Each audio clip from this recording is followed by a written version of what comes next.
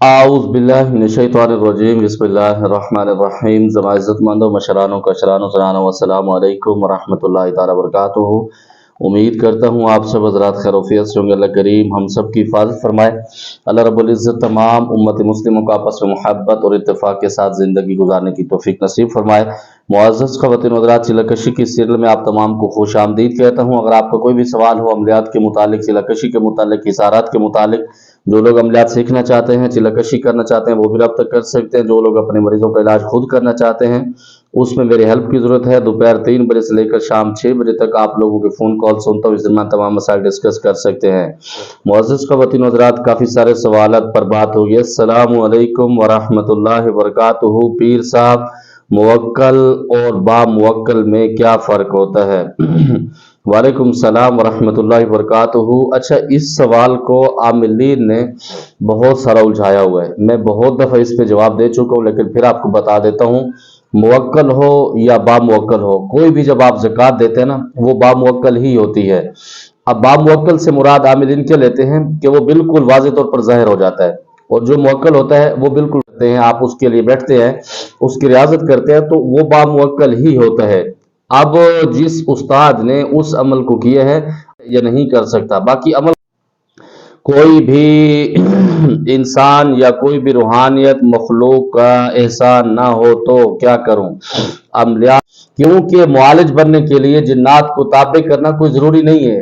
اکثر عاملین، اکثر لوگ یہ سمجھتے ہیں کہ جب ہم چلہ کشی کریں، جنات ہمارے تابع ہوں گے تو ہم معالج اچھے بن پائیں گے، ورنہ نہیں، اس کی کوئی حقیقت نہیں ہے۔ میں بہت سارے ایسے عاملین کو جانتا ہوں کہ صرف ایک آیت ان کو بہت سارے مریضوں کا علاج کرتے ہیں، اور بڑے کڑاکے دار مریضوں کا علاج کرتے ہیں جو خطرناک قسم کے مریض ہوتے ہیں۔ اگر تو آپ کو جنات کو تابع کرنا، ان کو تسخیر کرنا، ان سے گپ شپ کرنا، ان سے مدد لینا، کہ جب آپ جنات سے کام لیتے ہیں تو پھر آپ کفر کے اندر بھی چلے جاتے ہیں، کیونکہ اللہ رب العزت کی بارگاہ سے آپ کی یقین، آپ کی امیدیں ٹوٹنے کا بہت سارے چانس ہوتے ہیں۔ آپ کو یہی لگتا ہے کہ بس جنات کر سکتے ہیں، جنات کو حکم دیں گے، اس کے بدلے میں آپ ان کو کچھ دیں گے، وہ آپ کا کام کر دیں گے۔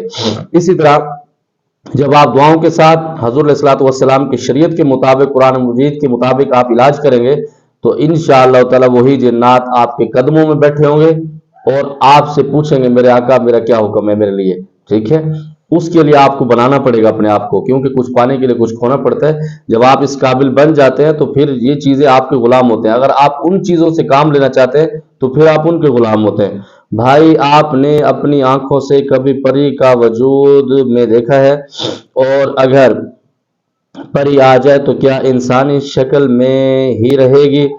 اور اس کا مذہب کیا ہوگا؟ نہیں جی، میں کیوں پری دیکھوں گا، میں کیوں جنات دیکھوں گا؟ میں جب چنے اور پاپڑ بیچتا ہوں اور پکوڑے سموسے بیچتا ہوں تو مجھے جنات سے کیا لگے، پریوں سے کیا لگے؟ اور دوسرے نمبر پر بہت سارے جو سوال ہوتے ہیں نا وہ راز ہوتے ہیں، لیکن میں آپ کو بتا دیتا ہوں، پری جب آتی ہے نا وہ کسی بھی شکل میں آ سکتی ہے، اور اگر آپ چاہیں تو اس کا روپ بھی بدل سکتے ہیں۔ آپ کے اندر یہ اختیار ہوگا تب جب آپ کے اندر کیپیسٹی ہوگی، جب آپ کے پاس دم خم ہوگا تو پھر ہوگا۔ اور دوسرے نمبر پر یہ جتنی مخلوق ہے، پریے ہیں، چڑیلے ہیں، کچھ بھی ہے، اگر یہ اپنی اصل شکل میں یقین مانے گا آپ ڈر جائیں گے۔ آپ نے صرف وہ پریاں دیکھی ہوئی ہیں جو کتابوں کے اوپر، جو ویڈیو کے اندر بتائی جاتی ہیں، بڑے بڑے اس کے پر لگائے جاتے ہیں، خوبصورت کپڑے پہنائے جاتے ہیں۔ حقیقت میں پری یہ نہیں ہے، پریوں کی دنیا کچھ اور ہے۔ آپ اس چیزوں کے اندر نہ گھسے تو بہتر ہے، ورنہ بہت سارے نقصان ہوتے ہیں، پھر دماغ ہی ختم آ جاتا ہے۔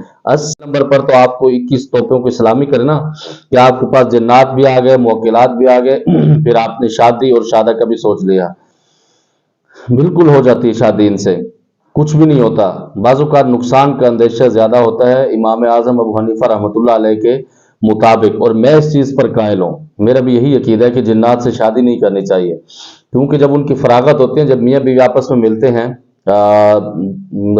ہم بستری کرتے ہیں، اس وقت جو خواتین ہوتے ہیں ان کے جسم سے بھی پانی نکلتا ہے، اور مرد کے جسم سے بھی کرتی ہے نا، ان کے اندر سے آگ نکلتی ہے۔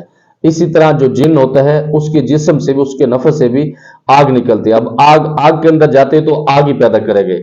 اب آپ کسی سے شادی کر لیتے ہیں، کسی پری سے، جب آپ فراغت کے لیے جائیں گے یا اس سے پہلی فراغت ہوگی، اگر اس کی طرف سے آگ نکلی تو آپ بتائیں، آپ کا تو سسٹم سارا بڑھ گیا نا۔ तो अपने सिस्टम को काबू रखें, इंसानों पर गुजारा करें, उनसे शादी करें, ठीक है। और इस तरह के चक्करों में अपने आप को तबाह न करें। बाकी शादियां हो जाती हैं, बहुत सारे लोगों ने की भी हैं और शादियां कामयाब भी रही हैं, लेकिन उसके अंदर बहुत सारे खलल भी रहते हैं। ना आप अपने खानदान में बैठने के काबिल होते हैं, जो आपकी औलाद होती है वो टेढ़ी मेढ़ी होती है, किसी का मुंह इस तरफ होता है, किसी का गाटा इस तरफ से होता है, किसी का पाँव इस तरफ से होते हैं, सीधी औलादें नहीं होती, आधा इंसान और आधा वो जिन्नात की शक्लें जो होती है, जिसको हम जानवर भी कह सकते हैं दूसरे लफ्जों में।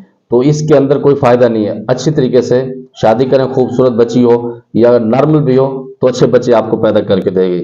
सरकार, मैं कबीर सियालकोट से। सरकार, एक सवाल था आपसे, हुब का अमल सिखा सकते हैं बस, और एक फीस का क्या होगा बस? जी क्या कहते हैं आपको कबीर साहब, बिल्कुल सिखा सकते हैं हुब का अमल, लेकिन उससे भी पहले एक कड़ा लगवाते हैं। बाजू का ऐसा होता है कि लोग उसको गलत इस्तेमाल करते हैं। उसकी फीस मैं आपको बता दूंगा, पर्सनल में आएंगे तो इंशाअल्लाह ताला सारी चीज़ें आपको डिटेल से बता दूंगा।